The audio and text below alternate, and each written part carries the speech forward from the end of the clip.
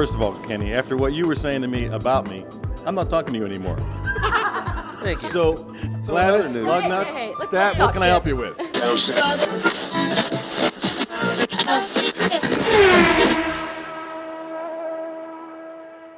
We're talking about your shirts. We're going to get into all this motorsports craziness, and we're going to get into our topic about team ownership here momentarily.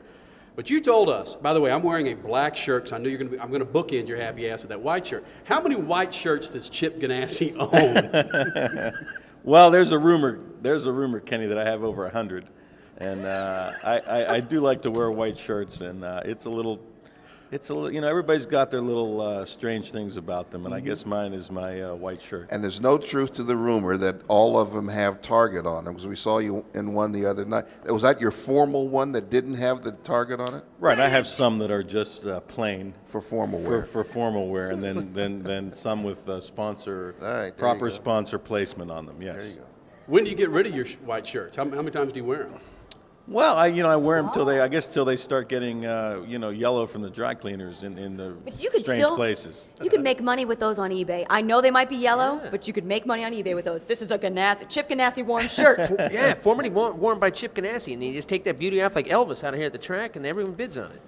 Can you stick to your core business? Okay. That's it. I think you that's just me. did. That's what I'm going to do. I'm staying with my core competency. We continue with Chip Ganassi. You heard us arguing our topic.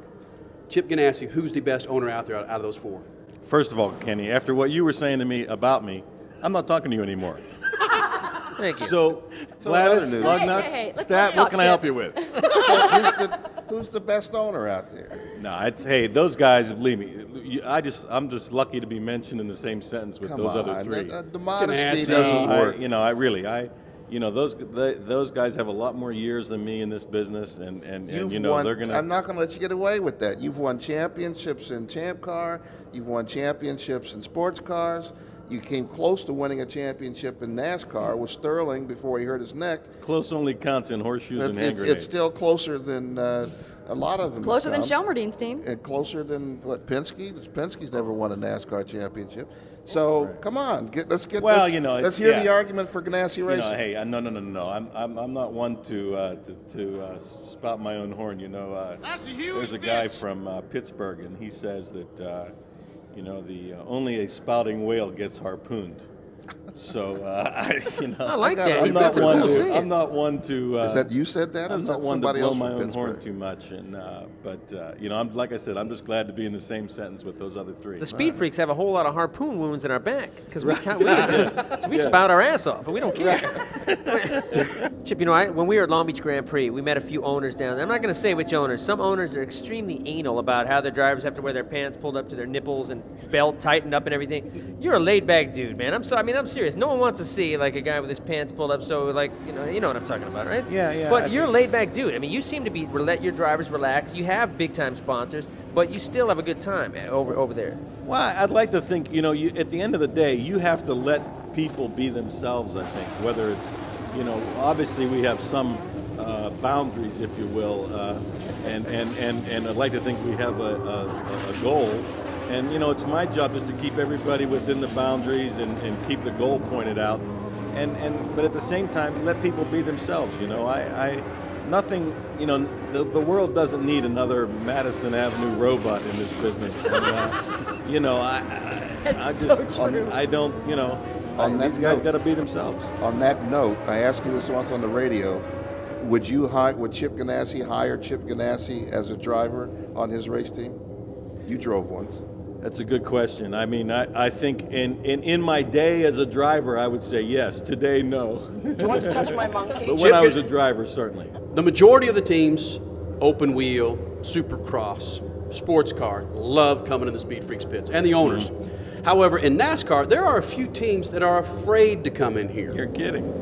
Chip Ganassi, you have Sterling Marlin, Jamie McMurray, you've had Jimmy Vassar, you've had Alex Zanardi, you had Juan Pablo Montoya. Even Darren Manning you've got now's a goof. Darren Manning, Yeah. Dixon. Those guys have bitchin' personalities. Why would you have a problem any of those guys coming here in the SpeedFreaks pits? Absolutely not. No. Then why do some people have a problem coming into the SpeedFreaks? Why do you think? I don't know. I really don't have any idea, Kenny. I wish I could tell you. I mean, maybe it's a little edgy for them, or, I mean, I like that edginess. We talked years and years ago at Phoenix. I don't know if you even remember that, but I talked to Roger and I talked to you, and Roger has built relationships with people that last a long time. You do the same thing. You've built a very long relationship with the department store.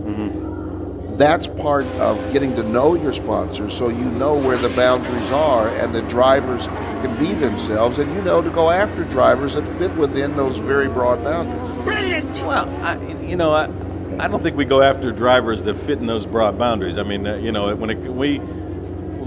face it here, Statman. We go after drivers that we think can win races. Let's start with that. All right. Okay, start with that. We talked about PR people. Now, sometimes the drivers don't know they want to be on the show. Okay, so I'll give the drivers credit. And the owners are so busy. I mean, you're a big timer. You haven't got time to yak with the likes of us. But your PR person's the most important person, because if they have, how can I say this politely, for the Freak Nation, then they may never promote your drivers, even let them get to know us. I mean, it's not like I'm going to steal their crap or their boss suits or things like that while they're on the show.